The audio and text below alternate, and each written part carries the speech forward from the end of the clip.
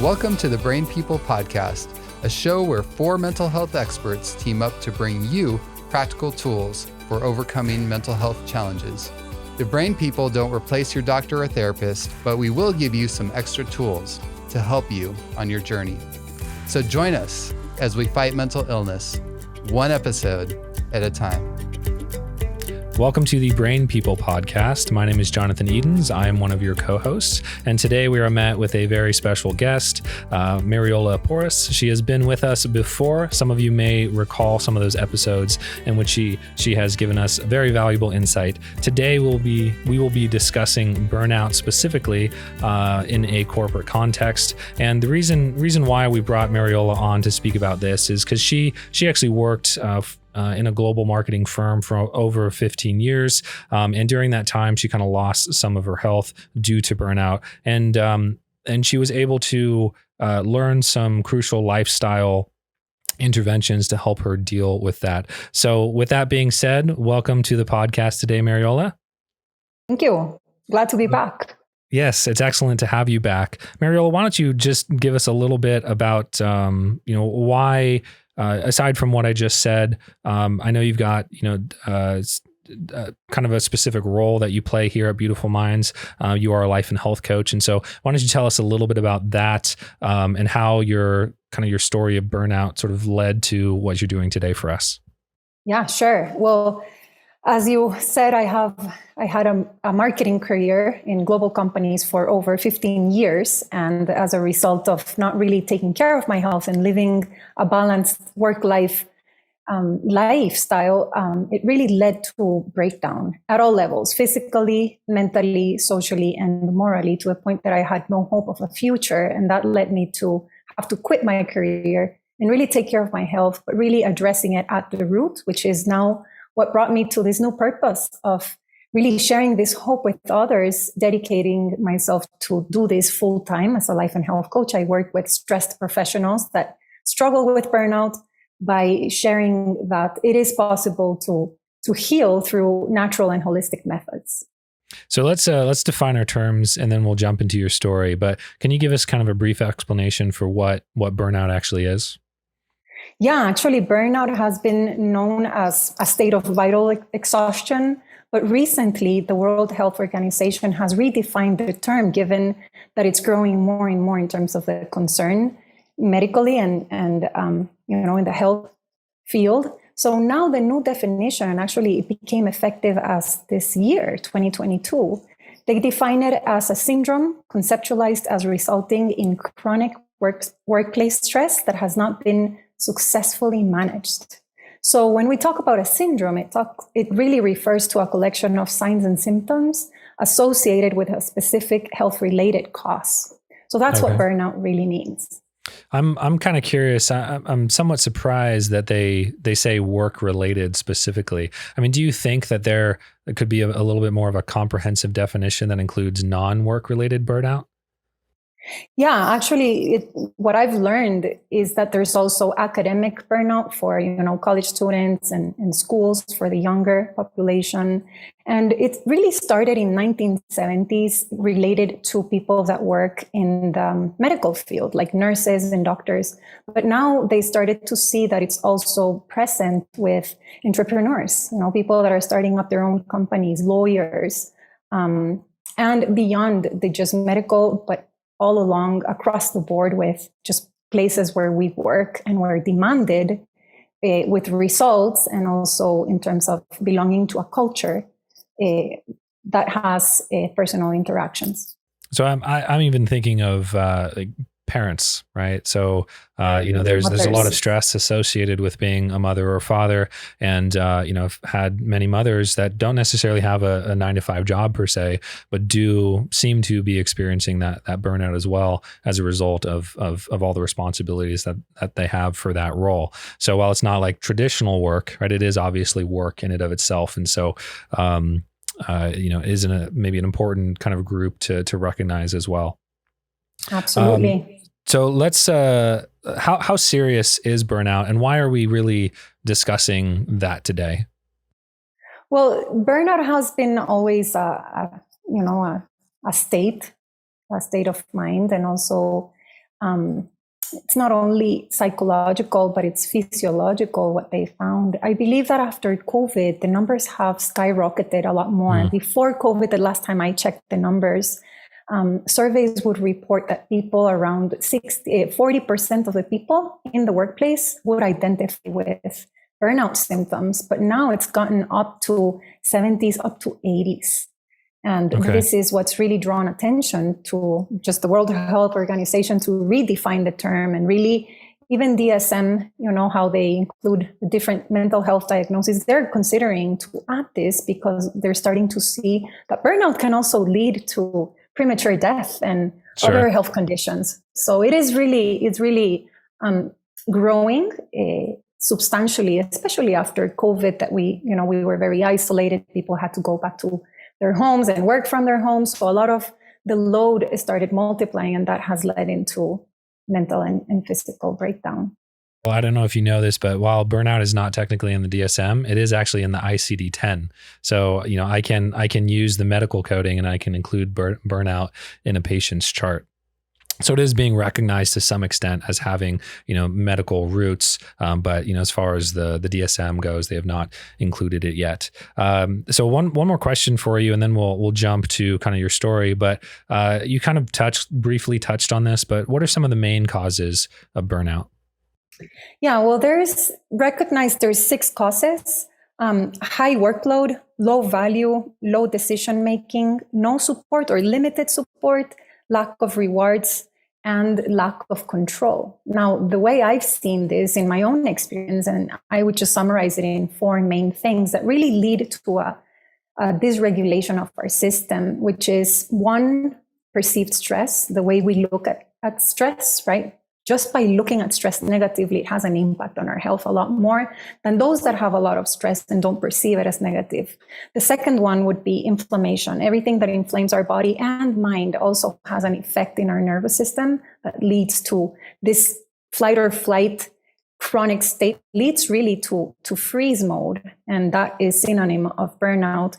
The third one is blood sugar imbalances, really not being able to have our nutrients balanced in our body, because since we're running and being burnt out, you demand a lot more of fuel. So not having a balanced diet is also a big cause. And the last and not less important is this balanced sleep-wake cycles. So not being able to sleep or rest well. Those are the 4 main causes that I've experienced to be very prominent when we talk about burnout.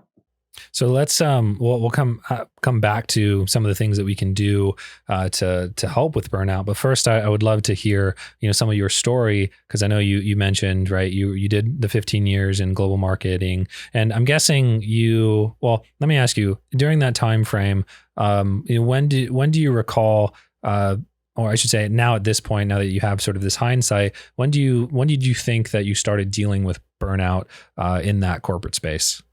This is the part where, I'm really happy that we're talking about this, because many times we struggle with burnout without really knowing we have it. Sure. It just doesn't happen over time. Gradually, we start deteriorating. There's actually 6 different stages of burnout, right? It starts at the honeymoon phase when we're very effective and driven, right? But that leads to balancing act, chronic symptoms, crisis stage, to a point of enmeshment. Actually, those are 5 different stages. And enmeshment is when we're not even aware that we have it. In my case, it got to the point where physically I was really tired, and I would recur to things like caffeine and sugar to get those boosts of energy, right? And it started affecting my sleep cycles. I couldn't sleep. I would struggle with insomnia. And it's like adding layers, right? To the point where I couldn't even speak right. I had a lot of fatigue, couldn't even keep track of my thoughts, my line of thoughts. Even articulating a thought was hard for me.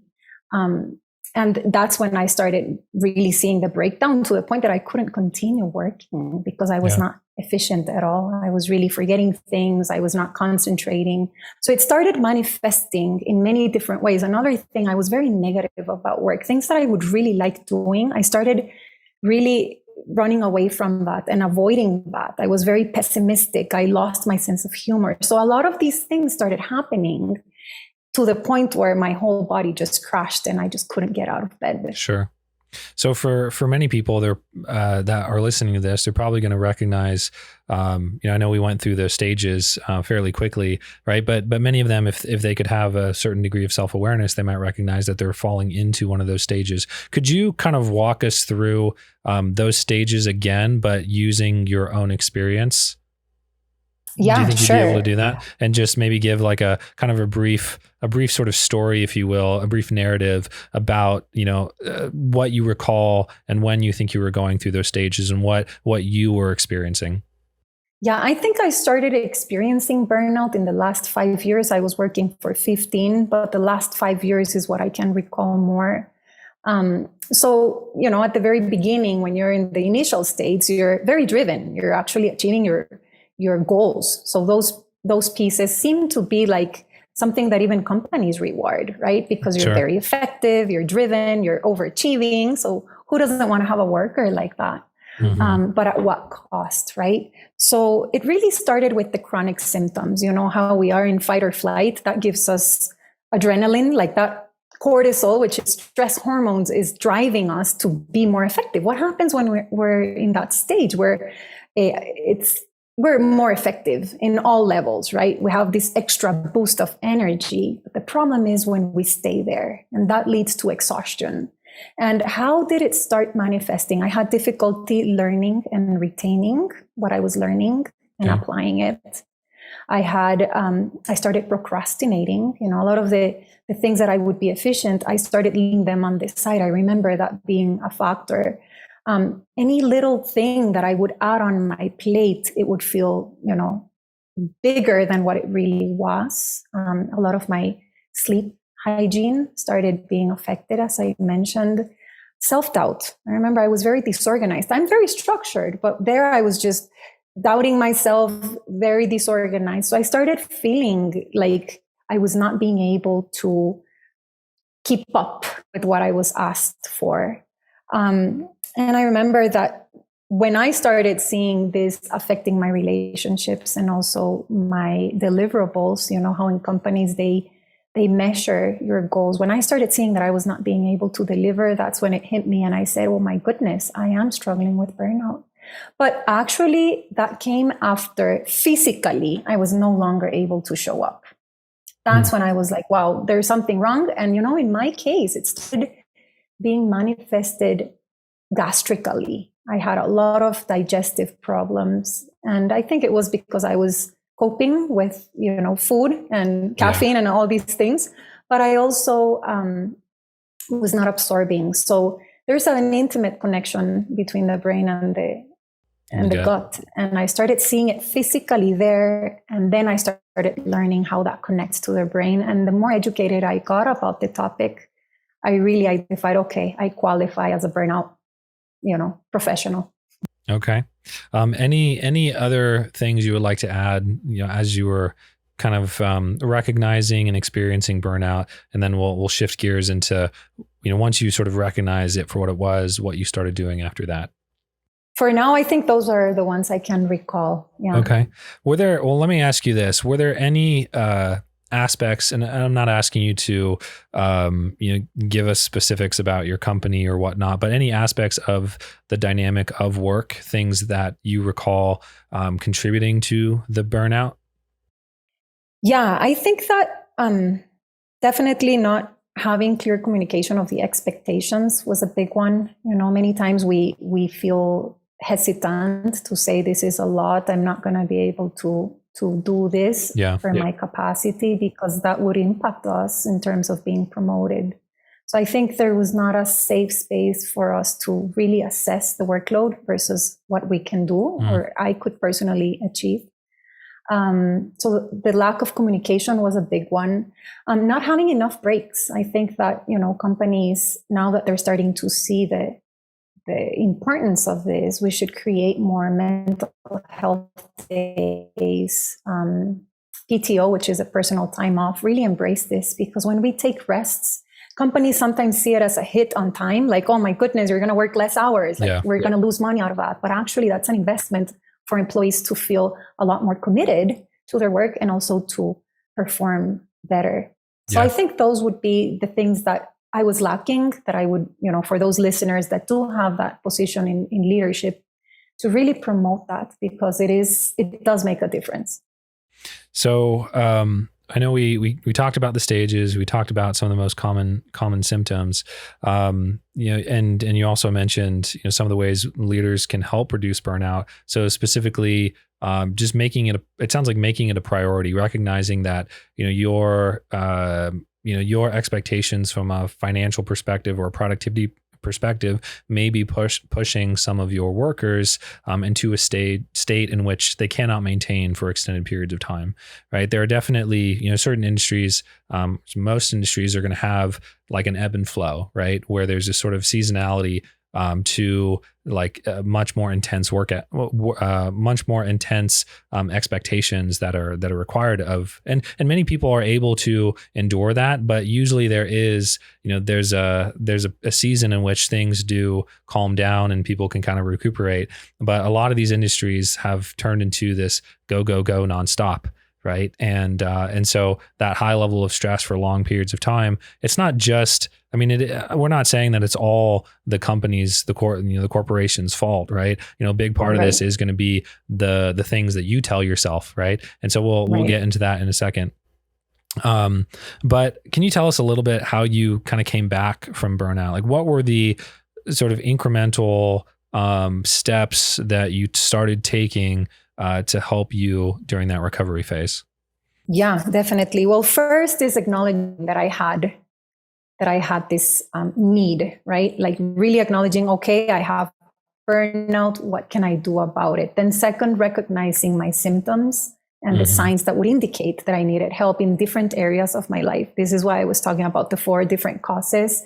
The World Health Organization, they list 3 main causes, which are increased exhaustion, that's extreme fatigue, right? The second one is increased distance between depersonalization between my perspective and reality. So being disconnected is a second main cause. And the third one is decrease in productivity. So I think that understanding those 3 main categories and see how they flesh out in our own life through our lifestyle, like if it's manifested in sleep hygiene, or if it's manifested in the way I'm perceiving or communicating with others. Interpersonal relationships have a lot to do with how we come back from this, right?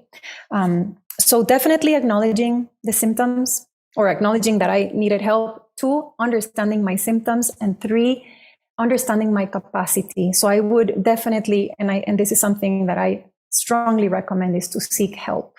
Talk to a counselor, talk to a coach, or someone that can help you navigate through strategies to come back from that state of burnout. Now, the strategy will depend on the person, but that's where we as Beautiful Minds, we promote lifestyle. It's a lot rooted in the way we live, right? What we do and what we don't do, what we put in our bodies, and how we process whatever it is that we're carrying along. So you mentioned lifestyle interventions as being a big part of this. Also working with a counselor, which generally is going to incorporate more of a sort of a cognitive psychotherapeutic aspect to overcoming the burnout. Can you give us maybe some specific things that you recall having incorporated into your life from these different categories that helped you on that road to recovery? Absolutely. Well, connection was important, because we tend to isolate when we're burnt out, and we don't want to be seen as less effective, right? So definitely seeking to talk about it with people that we trust. That really helped me. And it also helped me gain awareness that there is actually a condition called burnout, right? And there are different strategies. For me, what it really helped was combining the psychological piece, like really understanding myself, knowing my limits, learning how to say no, right? So that really helped me, and the way I was perceiving things. So you can change your life just by the way you change how you see things, right? So cognitive behavioral therapy really made it for me in that sense. And also in terms of lifestyle changes, I started by, you know, how they tell you that for you to be healthier, you need to do exercise and all that. But when you're burnt out, exercise is very delicate. We shouldn't be running, you know, because we're already very low on energy. So exercise for me was walks out in nature, deep breathing, stretching, right? Going for a massage was part of my self-care. But the number one was really giving myself permission to rest. Because when we rest, we can see things more clearly. And then we start defining, oh, okay, this is what I need to do to increase my supply of how I'm eating, right? Or how I'm sleeping. But definitely connecting with people as number one, and two, resting, and really find that type of exercise, that type of diet that will help you get back on track. So what qualifies as good rest? Because, you know, a lot of people, when they think of resting or relaxing activity, they're thinking, you know, lounging around on the couch, watching Netflix, scrolling their phone, right? Doing these types of activities. So, you know, can you kind of specify for us what might be a good restful activity that actually is going to help you recover versus one that's not? Yeah, definitely. Well, rest, there's different kinds and it depends on the person. What I find restful, you may find it different, but definitely things that will recharge you. So things like going out in nature, right? Like active rest, but also restorative. And we're built with different internal clocks, right? So we are made to sleep in the night and to be active in the day. So really following nature, like early to bed, early to rise, those are good ways to start. We sleep, you know, our melatonin, which you are very well familiarized with this is the hormone that really helps us sleep well. So that is produced in the dark, right? When the sun goes down. And cortisol, which is the hormone that gives us the energy, that should be at its higher peak in the morning. So what we want to do is really imitate nature. So not being exposed to light, for example, in the evenings will help us, like screen time, things like that. Very close to bed, that will help us to produce the melatonin, for example. So following these internal cycles, we actually have a sleep hygiene sheet on our website, and you can always reach out for us, and I can share it to you with whoever is listening. But there are some tips there. Definitely following nature, going outside, taking one day a week off has been proven that really helps us. I remember that I would work 24/7, but really taking that one day off made me a lot more effective. So sleep time, taking breaks every couple hours during work, and do things that really recreate you, things that you enjoy. That would be rest as well. Taking your mind off of the to-dos and choosing to do things that add value in your life. So Mariola, could you give us what your definition of activities that would actually be restful would be? Yeah, well, rest can mean many different things for many people, but I would just say that rest is important at the different levels of our health. So physical rest, really taking a day off the week really made it for me. Taking breaks also in my work space. Every couple hours, I would do something that would help me boost my energy again. There's also mental rest, right? Like what can we do to step away from all those mental demands that we have, even from our thoughts? Social rest, really recreating ourselves with others, people that we love, that increase that joy in our life. Spiritual rest is also a form of rest, like trusting and hoping and not wanting to control everything, right? That's a way of resting. But there's also creative rest, things that just the appreciation of beauty around us, like going out in nature on hikes, for example, that was very important. And now it's a topic of study, right? This concept of forest bathing, where we go out and there's a lot of healing when we spend time on nature. So those were the big ones for me as I looked into balancing my health, as I started learning to recover. And again, you recover from burnout, it can take up to years. So it is important to gradually take one thing at a time. So taking breaks, as she defined, is incredibly important, and the things that you do during those breaks are going to sort of make or break how resting and recovering and rejuvenating an activity actually is going to be. I know you've mentioned circadian rhythms. I'm guessing you probably heard of ultradian rhythms. Maybe not. It's not as commonly discussed. But there's we have various biological clocks, and the ultradian rhythms are on this roughly 90-minute interval. And so that's kind of another way to sort of think about the work on versus work off mode. There's something called the Pomodoro technique. Maybe you've heard of that before. Essentially where you use like a timer and you take a certain amount of time where you're working and you're focused, and then you take a certain amount of time off. And so in my own personal life, I find that roughly 90 minutes of work is typically what's a good amount for me. And then taking 10, 15, 20 minutes off to recover from that 90 minutes of intense focus before I come back. And one thing that one person that I was listening to that defined it, I think in a way that's been applicable and sort of easily defined, is when you take rest, you want to broaden, or when you're taking a break, you want to broaden your focus. And so, the temptation for many people is, say they're working on their computer and they're doing a particular task. They might then, in order to rest, pull out their phone and scroll social media, right? You're narrowing your focus in that particular point in time. And so it's not a restful activity. But when you go outside and you go out in nature, right, you're broadening your focus, and you're not specifically narrowing it down to something else, right? And so when you do that, it's very restful to the brain, and then it's going to allow it to recover a little bit better. That's great. That's great. I thought it was a very interesting way of kind of defining like these things in a simplistic way. And so if pretty much everything that you described is going to fall into that category of broadening, right, your focus. And so whether it's engaging like with people in sort of a social setting, or if it's maybe praying, or if it's going outside and just looking at nature, right? All of these things are going to broaden your focus, relative to maybe what you were doing previously. So what are some, any other tips and tools that you would suggest to help you combat burnout? I know you did mention diet. You haven't really discussed that in detail, but anything that you would add to that?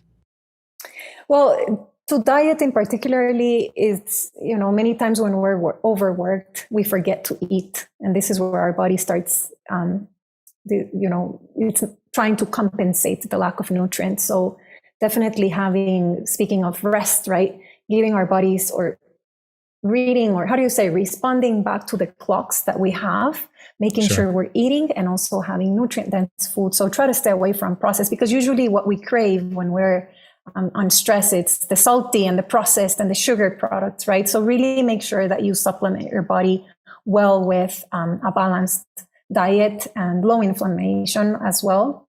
So that would be the colors of the rainbow. But what would I say in closing is that burnout is reversible, but action is very important before it becomes chronic. And I would just invite, when we talk about action and you're burnt out, you're like, that's extra work. I don't want to do that, because we're very fatigued. But I would really encourage the audience to start now and start small. Just one thing we can do and commit to every day as we deposit.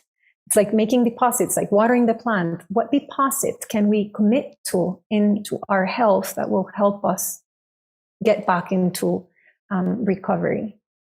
Yeah.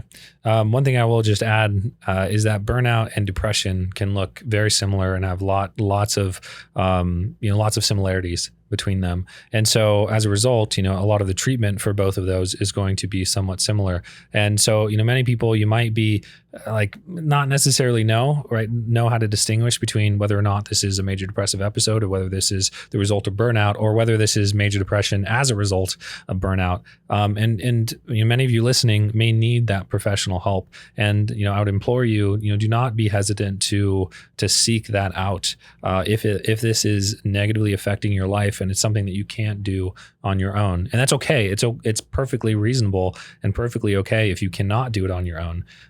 That's why, we exist, right? Many people, they end up, because of their ego, or some other reason, right? They're not necessarily willing to seek out that help, and they just sort of keep digging themselves into a deeper and deeper and deeper hole. And I'm sure you would agree with this, Mariola, like the sooner you catch this and the sooner you try to address it, the easier it's going to be for you to be able to make that recovery back to the life that you want to live. Absolutely. And as we do that, we're also helping others to do the same, because it's amazing, but many more people than what we think are struggling with this. And as we are advocating for that change in our own lives, we can also help the lives of many more. So thank you. Absolutely.